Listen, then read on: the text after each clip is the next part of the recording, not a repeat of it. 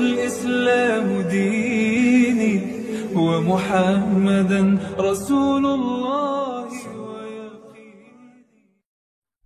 Dan nyaris kita tidak temukan manusia yang sempurna kecuali Nabi dan Rasul yang punya sifat ma'sum, dijaga oleh Allah Subhanahu wa ta'ala. Siapa yang dari baligh sampai sekarang Jumatan yang tidak pernah salah pandangannya, tidak pernah keliru bicaranya, tidak pernah salah mendengarnya? Mustahil. Seustad-ustadnya, kiai sekiai-kiainya pasti pernah salah. Jadi kalau Anda ingin mencari kesalahan seorang ustadz, ya pasti ditemukan sepanjang dia manusia. Kiai demikian, Habib demikian, sepanjang manusia, sepanjang bukan Nabi dan Rasul. Siapapun, mau pejabat, mau rakyat, mau birokrat, siapapun, pasti ada potensi untuk berbuat salah sepanjang kita masih hidup dan sepanjang setannya juga menunaikan tugasnya untuk menggoda manusia. Nah, Allah yang punya sifat Rahman dan Rahim sebagai penutup bagian dari khutbah ini menginginkan dalam situasi itu pun tetap melindungi kita, tetap menjaga kita. Karena Allah pun mendeklarasikan, engkau bisa menggoda, tapi aku pun membentengi hambaku dari godaanmu itu. Maka kesempatan diberikan oleh Allah supaya kita menyadari kekeliruan itu, mengoreksinya, dan kembali kepada jalan kemuliaan. Tidak ada manusia yang tidak salah selain Nabi dan Rasul. Tapi diberi kesempatan oleh Allah dari kesalahan itu kembali menjadi soleh. Saudara, bila kita mengoreksi yang salah menjadi soleh, tidak baik menjadi baik, maka kebaikan yang dihasilkan dari sifat korektif dari yang tidak baik itu disebut birrun namanya. Birrun. Bila itu melekat pada diri kita, kembali jadi baik, birrunnya nempel dalam diri kita, jadi baik lagi, maka berubah menjadi mabrurun. Maka dilatihlah setidaknya dalam ritual setahun sekali. Belajar, kontemplasi, apa selamanya saya akan jadi seperti yang tidak baik ini. Kata-kata kotor, senang mencela orang, pikiran yang gak bagus, mendengar yang gak baik. Sementara saya sadar saya pulang akan menghadap Allah. Nanti dikumpulkan di padang Arafah. Maka dibawa ke miniatur kehidupan orang kumpul semua sama. Mau pejabat, mau rakyat, mau punya kedudukan, mau tidak, pakaiannya sama, ritualnya serupa. Deklarasi kesetaraan. Bahkan sebelum PBB deklarasi, sebelum ada terbentuk banyak negara, Islam sudah memperkenalkan kesetaraan. Tapi dalam kesetaraan itu ada renungan. Apakah akan begini selamanya? Sementara kita akan pulang kepada Allah. Apa enggak malu pulang dengan status sebagai pencuri, pulang dengan status sebagai koruptor, pulang dengan status sebagai pencela, pulang dengan status sebagai penyogok? Apa enggak malu diviralkan di alam akhirat nanti? Fulan koruptor, fulan penyogok, fulan pezina, fulan penipu, datanya dibuka semua, nggak bisa bohong dia. Apa nggak malu? Maka direnungi itu di Arafah itu. Taubat dia, kenali dirinya, tahu kemana ia berkehidupan, kemana ia berakhir, kemana ia pulang. Setelah itu dia bertekad, dia zikir dari Arafah pergi ke Muzdalifah. Fa idza afadtum min Arafatin fadhkurullaha 'indal masy'aril haram. Dia bawa zikirnya, dia bertekad, dia akan lempari itu sifat-sifat buruknya yang ada dalam tubuhnya dulu. Karena tiga yang mempengaruhi dia menjadi tidak baik. Dirinya yang tidak bisa mengontrol nafsunya, faktor lingkungan sekitar yang dekat, lalu yang ketiga lingkungan jauh. Terdekatnya disebut aqabah dalam diri. Lingkungan sekitaran disebut wusta, yang jauh disebut dengan ula. Maka yang pertama dia lakukan, lempari dulu sifat yang tak baik dalam dirinya. Maka catatan di Arafah, dia bawa ke Muzdalifah, dia bawa 7 kerikil di situ, dia datang ke Jamarat, dia lempari. Bismillah, Allahu Akbar, lontar sifat kurang baiknya. Oh, ini diri saya yang tak bisa mengontrol nafsu, sering celah orang. Bismillah, Allahu Akbar, lontar, dia nangis karena yang dilontar sifat buruknya. Ritualnya demikian. 2 lontar, 3 lontar, sampai ujung kepala, sampai kaki. Setelah dia melontar, dia menghadap ke arah kiblat, lalu dia berkomitmen. Inni wajjahtu wajhiya lilladzi fatara as-samawati wal arda hanifan musliman wa ma ana minal musyrikin. Inna salati wa nusuki wa mahyaya wa mamati lillahi rabbil alamin la syarika lah wa bidzalika umirtu wa ana minal muslimin wa ana awwalul muslimin. Ya Allah, Detik inilah aku pasrahkan diriku sepenuhnya kepada Engkau penguasa semesta. Ada orang-orang berkata, Tuhan itu alam semesta, maka Allah lebih detil lewat Rasul yang disampaikan, akulah penguasa alam semesta itu. Ada sering orang berkata karena dia sulit menemukan Tuhan, dia katakan semesta begini, alam semesta memberikan hukum. Saudara, Allah langsung mengatakan, Alhamdulillahi Rabbil Alamin. Kalau engkau masih bingung, akulah Tuhan yang merawat dan mencipta semesta itu. Maka Nabi mengajarkan, aku pasrahkan ya Allah diriku kepada engkau penguasa semesta.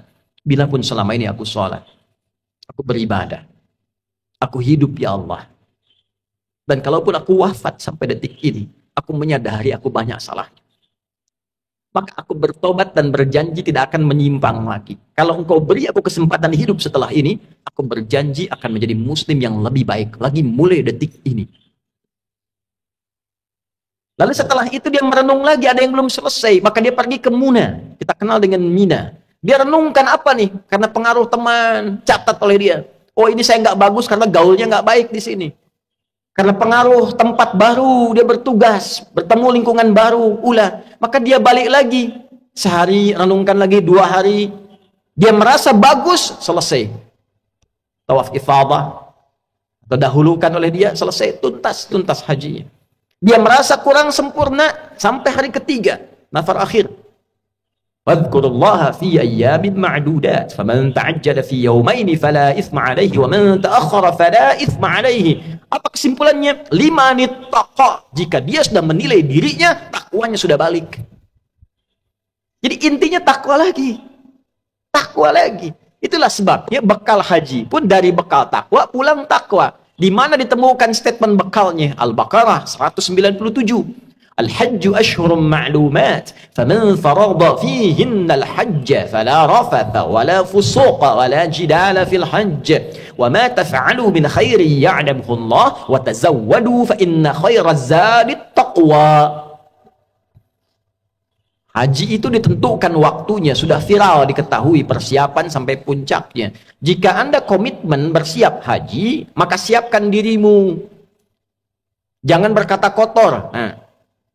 Jangan engkau berdebat pada yang tidak penting, berselisih. Jangan berperilaku menyimpang. Itu yang kita koreksi di sana. Silahkan berbekal. Allah tahu banyak orang mau berbekal. Kopernya tuh silahkan besarin, bekalin materinya, baju, persiapan. Tapi yang terpenting bukan itu, kata Allah. Yang terpenting itu koreksi dirimu. Wa tazawwadu fa inna khaira zadi taqwa. Bekal takwamu. Makanya sebelum berangkat kita manasik tuh. Malam tahajud tingkatkan, baca Quran tingkatkan, itu bagian takwa. Nanti di sana dioptimalkan. Begitu pulang 5 nittaqa. Setelah 2 hari, 3 hari selesai di Muna itu, kita simpulkan ada perubahan enggak? Itulah sifat takwa. Ketika pulang berubah jadi baik. Yang tak baik dikoreksi jadi baik. Itulah birrun. Melekat pada pelakunya mabrurun. Ini yang dimaksud kalimat Nabi, al-hajjul mabrur. Haji yang merubah pelakunya menjadi lebih baik dari sebelumnya. Bagi kita yang belum atau tidak berhaji di tahun ini, maka diberikan jalan berbeda. Tapi ini bukan haji. Tetap haji lebih utama karena ada ritual-ritualnya. Tapi ada substansi yang serupa, mabrur, membentuk karakter mabrur walaupun belum ada kesempatan haji. Lewat apa itu? Awal Dzulhijjah, kita puasa, bekali takwa. Di sana wukuf di hari ke-9 waktu Saudi. Makanya disebutkan yaum siyam yaumi arafat. Puasa yang dilangsungkan di harinya saat orang-orang itu wukuf di Arafah, hari di Arafahnya tanggal 9. 9 waktu Saudi, 9 waktu kita. Di sana tanggal 9 wukuf, di sini kita tunaikan puasa. Sama persis puasanya, ya seperti halnya perilaku orang-orang yang sedang wukuf, dia merenung, dia koreksi. Jadi tidak seperti yang Ramadan sifatnya. Tidak seperti yang Ayyamul Bid sifatnya. Bukan cuma sekedar tahan lapar, haus, terbit fajar sampai maghrib. Semua puasa tidak begitu. Ada keistimewaannya. Khusus untuk Arafah, esensinya koreksi diri.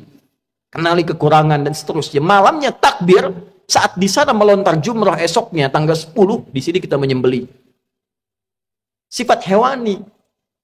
Hewan itu diciptakan dengan nafsu. Jadi gambaran nafsu itu ada di hewan. Hewan tak punya takwa. Karena di sana melontar sifat hewani nafsunya, di sini menyembelih, dan kalimatnya setelah itu sama, menghadap ke arah kiblat, mengatakan kalimat yang sama, inni wajjahtu, dan seterusnya. Inilah yang dimaksud Allah di Quran surah 22 ayat 37. Di sana takwa, di sini takwa. La yanalullaha luhumuha wala dima'uha walakin yanaluhut taqwa minkum. Yang diterima, yang sampai pada Allah itu bukan berapa besar sapinya, bukan berapa besar kerbaunya, bukan berapa banyak darahnya. Yang diterima oleh Allah, kata Allah, takwanya. Ada perubahan nggak? Merasa lebih dekat nggak dengan Allah? Merasa meningkat nggak ibadahnya? Meningkat, mendekat, lebih dekat lagi, itu korba. Semakin meningkat disebut kurban. Itulah sebabnya ibadahnya disebut kurban. Dari kata korba, bukan korban. Kurban. Kenapa disebut kurban? Yang dimaksudkan ketika kita berbagi dan komitmen menjadi baik, dilihat standarnya setelah itu menjadi lebih dekat hubungannya dengan Allah, meningkat takwanya. Itulah mabrur. Sekarang kita lihat, sehari setelah hari tasyrik, Jumat ini, Jumat deklarasi perubahan diri kita. Bukankah kita di Jumat ini dipanggil untuk meningkatkan zikir? Coba dicek, jadi lebih dekat gak dengan Allah? Merasa meningkat gak takwanya? Beruntung kita, alhamdulillah, tinggal di Indonesia. Karena semua bagian dasar kehidupan berbangsa, bernegara dipaku dengan sifat takwa. Di pendidikan, Undang-Undang Sisdiknas nomor 20 tahun 2003, dari mulai pasal menimbang A sampai E, 5 itu poinnya. Poin kedua, B itu sudah takwa. Undang-Undang Dasar tahun 1945 mengamanatkan pada pemerintah, mengusahakan menyelenggarakan satu sistem pendidikan yang meningkatkan keimanan dan ketakwaan pada Tuhan Yang Maha Esa, serta akhlak mulia. Baru mencerdaskan kehidupan bangsa.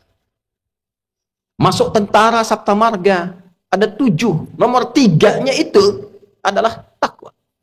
Kami tentara Indonesia yang bertakwa pada Tuhan Yang Maha Esa, membela kebenaran, kejujuran, dan keadilan. Masuk hakim, ada Pancadharma.